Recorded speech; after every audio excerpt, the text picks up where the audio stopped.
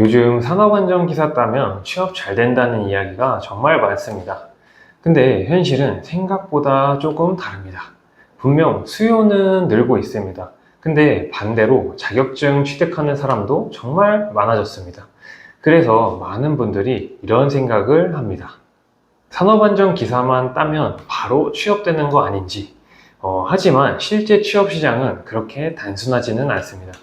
그래서 오늘은 광고처럼 포장된 이야기 말고 산업안전기사 취업 현실이나 실제 채용 분위기, 사람들이 가장 많이 착각하는 부분 등 이 세 가지를 딱 현실적으로 한번 말씀드려 보겠습니다.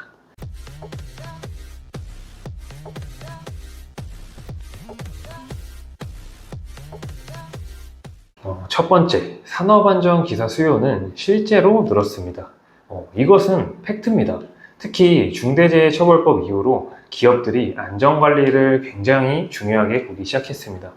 예전에는 생산만 잘하면 된다 이런 분위기였다면 지금은 사고 하나가 나면 회사 자체가 흔들릴 수 있는 분위기가 됐거든요. 그래서 제조업이나 건설업, 물류센터 같은 곳을 보면 안전관리자 채용 공고가 꾸준하게 올라옵니다. 실제로 공기업이나 공공기관에서도 산업안전기사 우대나 가산점을 주는 경우도 꽤나 많이 있습니다. 그래서 많은 분들이 재취업이나 이직 준비를 하면서 산업안전기사를 많이 알아보는 겁니다. 근데 자격증만 있다고 끝은 아닙니다. 여기서 많은 분들이 착각을 합니다. 산업안전기사만 따면 바로 대기업 안전관리자 되는 거 아니야? 이런 생각을 많이 하시는데 현실은 조금은 다릅니다. 안전관리라는 직무 자체가 결국 현장하고 연결이 되는 일이다 보니까 실무 경험이나 현장 분위기도 굉장히 중요합니다. 실제로 현직자들 이야기를 들어보면 처음에는 생각보다 힘들다고 이렇게 느끼는 경우도 많이 있습니다. 왜냐하면 단순히 서류만 보는 게 아니라 현장을 점검하고 위험 요소 체크하고 그리고 사람들하고 계속 소통을 해야 되거든요. 그리고 의외로 많이 나오는 이야기가 하나 있습니다. 바로 사수가 없는 경우입니다. 내가 신입인데 제대로 배우기 어려운 환경도 생각보다 꽤 있습니다. 그래서 자격증만 취득하고 그것만 믿고 들어갔다가 생각보다 빠르게 그만두는 경우도 있습니다. 근데 재밌는 게 뭔지 아세요? 힘들다고 하는데도 산업안전 기사를 준비하는 사람은 계속 늘어나고 있습니다. 왜냐하면 결국 수요가 있는 자격증이기 때문입니다. 특히 안전 쪽은 법적으로 선임이 필요한 경우가 많이 있습니다. 그러다 보니까 기업 입장에서도 안전관리자를 계속 채용할 수밖에 없는 구조예요. 그리고 산업안전기사의 가장 큰 장점 중 하나가 경력이 이어질 가능성이 높다는 겁니다.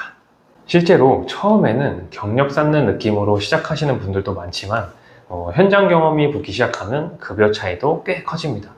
그래서 시간이 지날수록 오히려 안정적으로 가는 경우도 많습니다. 특히 40대 이후에는 오래 할 수 있는 분야인가 이걸 많이 보시는데 산업안전 쪽은 그 부분 때문에 계속 관심을 받는 분야입니다.